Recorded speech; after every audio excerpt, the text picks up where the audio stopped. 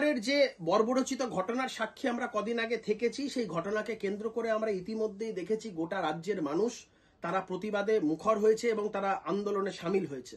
এবং এই আন্দোলন কোনো রাজনৈতিক আন্দোলন নয়, সার্বিকভাবে একটা গণ আন্দোলন।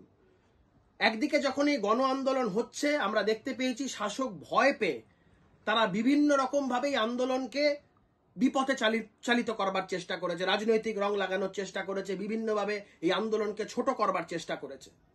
গতকাল রাত্রিরে আমরা দেখেছি যে মানুষের স্বতঃস্ফূর্ত পার্টিসিপেশন কাকে বলে। গতকাল গোটা রাজ্য জুড়ে বিভিন্ন জায়গাতে মানুষ পথে নেমেছে, প্রতিবাদে মুখর হয়েছে।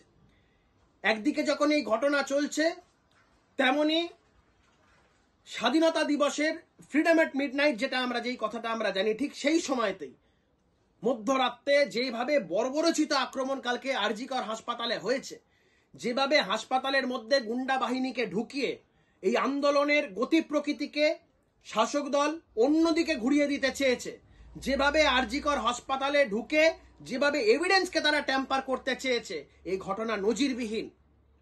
এই ঘটনা থেকে একটা জিনিস স্পষ্ট হয় যে শাসক দল কতটা মরিয়া সরকারের টিকে থাকার জন্যে। তারা আঁচ করতে পারছে যে মানুষের মধ্যে জনরস তৈরি হয়েছে। আপনাদের সকলের কাছে আমার অনুরোধ, এই অত্যাচার, এই ব্যভিচার, এই অন্যায় দেখবার পরে আর ঘরে বসে থাকবেন না, রাস্তায় নামুন, প্রতিবাদ করুন।